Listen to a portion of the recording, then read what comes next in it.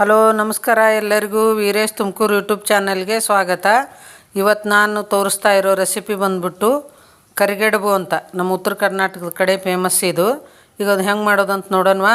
ನಾನು 2 ಲೋಟ ಬೇಳೆ ತೊಗೊಂಡಿದ್ದೀನಿ. ಅವನ್ನ ಚೆನ್ನಾಗಿ ಒಂದು 2 ಸರಿ ತೊಳ್ಕೊಬೇಕು. ತೊಳ್ಕೊಂಬಿಟ್ಟು 1 ಲೋಟಕ್ಕೆ 2 ಲೋಟದಂತೆ ನೀರು ಹಾಕಿ ಒಂದು 2 ಅಥವಾ 3 ಸಿಟಿ ಮಾಡ್ಕೊಳ್ಳಿ. ನೋಡಿರಿ ನಾನು ಕುಕ್ಕರು ಬಾಯಿ ಮುಚ್ಚಿಟ್ಟಿದ್ದೇನಲ್ವ. ಇವಾಗ ನೋಡಿರಿ ತೆಗ್ದಿದ್ದೀನಿ ಹೆಂಗೆ ಚೆನ್ನಾಗಿ ಬಂದೈತಲ್ವ. ಈಗ ಇದಕ್ಕೆ 1 ಲೋಟಕ್ಕೆ 1 ಲೋಟದಂತ ಬೆಲ್ಲ ಹಾಕ್ಕೊಳ್ಳೋಣ. ಬೆಲ್ಲ ಜಜ್ಜಿ ಇಟ್ಕೊಂಡಿದ್ದೆ. ಈಗ ಹಾಕ್ಕೊಂಬಿಟ್ಟು ಮೊದ್ಲಾಗಿ ಬೇಳೆ ಎಲ್ಲ ಮ್ಯಾಶ್ ಮಾಡ್ಕೊಂಡು ಆಮೇಲೆ ಬೆಲ್ಲ ಹಾಕಿ ಆವಾಗೂ ಸಣ್ಣ ಗುರಿ ಇಟ್ಕೊಂಬಿಟ್ಟು ಎಲ್ಲ ಇದು ಮಾಡ್ಕೋಬೇಕು ಅದನ್ನು. ಆಮೇಲೆ ಈಗ ನೋಡಿರಿ ಚಿರೋಟಿ ರವೆ ತೊಗೊಂಡಿದ್ದೀನಿ. ಇದನ್ನು ನಾದ್ಕೋಬೇಕು. ಇವಾಗ ಒಂದಿಟ್ಟು ಎಣ್ಣೆನೂ ಉಪ್ಪು ಹಾಕ್ಕೊಂಬಿಟ್ಟು ನಾದ್ಕೊಳ್ಳಿ. ಚೆನ್ನಾಗಿ ಚಪಾತಿ ಹಿಟ್ಟಿನ ಹದಕ್ಕೆ ನಾದ್ಕೋಬೇಕು.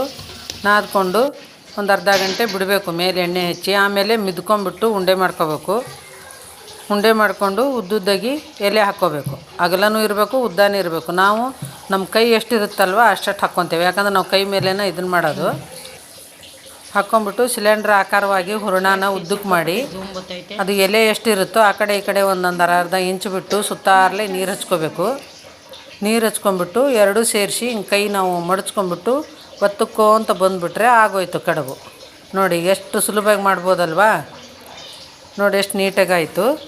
ಇವಾಗ ಒಂದು ಒಲೆ ಮೇಲೆ ಬಾಣಲಿ ಇಟ್ಕೊಂಡು ಅದಕ್ಕೆ ಕರಿಯೋಕೆ ಎಣ್ಣೆ ಹಾಕ್ಕೊಳ್ಳೋಣ. ಹಾಕ್ಕೊಂಬಿಟ್ಟು ಒಂದೊಂದೇ ನಿಧಾನಕ್ಕಾಗಿ ಬಿಟ್ಕೊಳ್ರಿ. ಬಾಣಲಿಯಲ್ಲಿ ಅದು ಕುದೀತಾ ಇರ್ತೈತಲ್ವ. ಸ್ವಲ್ಪ ಹೊತ್ತು ಬೆಂತು ಅಂದಮೇಲೆ ಮತ್ತೆ ತಿರುಗಿಸಿ ಹಾಕ್ಕೋಬೇಕು ಅದನ್ನ. ನಿಮ್ಮ ಬಾಣಲಿಗೆ ಎಷ್ಟು ಹಿಡಿತಾವೋ ಅಷ್ಟು ಹಾಕಿ. 4, 5, 6 ದೊಡ್ಡದಿಟ್ಟರೆ ಜಾಸ್ತಿ ಹಾಕ್ಕೋಬೋದು. ನೋಡಿರಿ ಎಷ್ಟು ಚೆನ್ನಾಗಿ ಬಂದ್ವಲ್ವಾ.